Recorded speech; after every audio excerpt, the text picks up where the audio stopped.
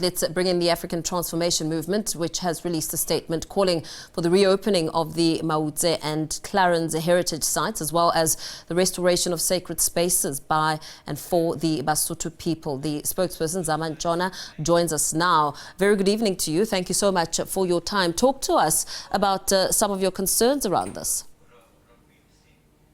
Thank you so much. Good evening to you and the viewers. Well, for us as the African Transformation Movement, when the people of the First State, specifically the BaSotho people, approached us about what they hold dear in their heart, which is the areas of spirituality where they practiced for centuries. And since 2016, they were not able to gain access to this. And they were citing that there has not been proper consultation on the matter. And apart from that, these areas that you have actually mentioned actually form part of their heritage and who they are. If you are to talk about heritage during a heritage month for the BaSotho people, you can't talk about heritage holistically without actually mentioning the Mautse and the Clarens spiritual side. Now, in a dispensation where one of the fights to fundamental rights was right to worship and rights that people may be able to gain access to or recognition of their sacred spaces and be able to celebrate who they are fully, it cannot be that we are finding ourselves in a predicament where people feel they've been closed off.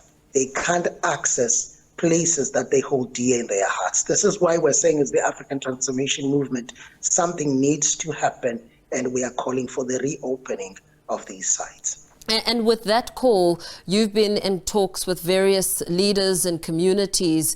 And as I look at your statement, you also talk about having your campaign marred and riddled with some challenges. What are some of these challenges you're facing?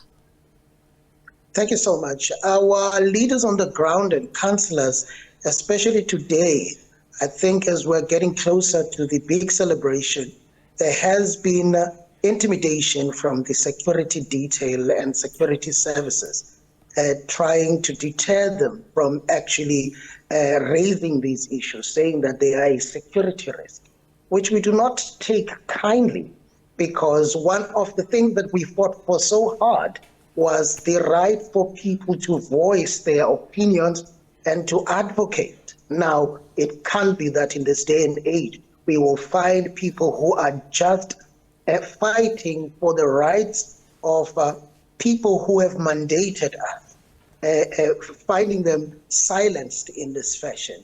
So for us as the African Transformation Movement, we truly don't take kindly to such. We are happy that there is some headway, as we are expecting that the Minister of Sports, Arts and Culture tomorrow will be receiving a memorandum of the African Transformation Movement on behalf of the BaSotho people on this matter.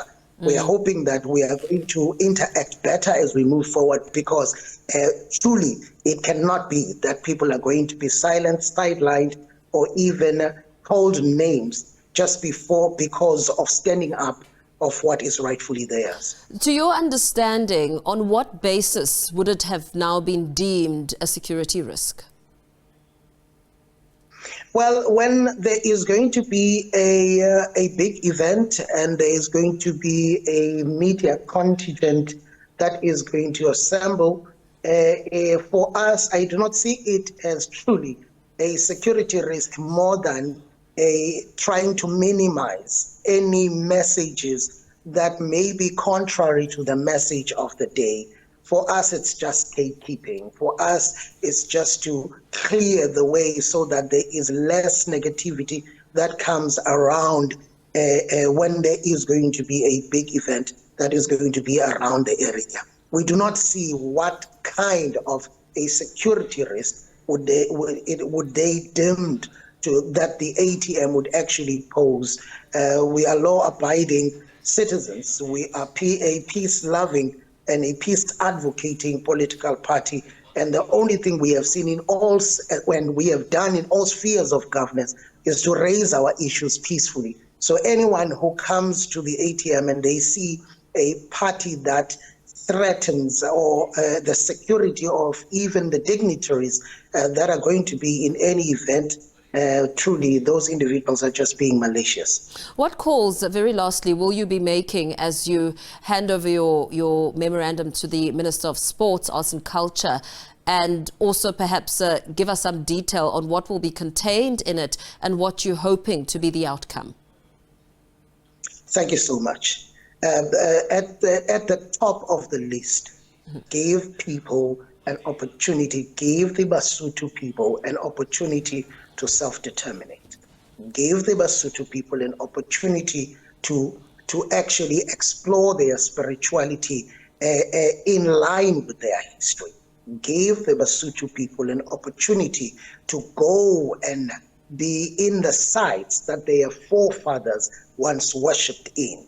And we are hoping that it won't be just a question of granting access, but let's start now seeing the recognition of these precious sites so that as we are moving forward, they could be enclosed into the history of this country, especially of the region. At the top of our call is the recognition, the giving access, and freedom to worship for the people of the BaSotho people. Very well. Thank you so much for speaking to us this evening.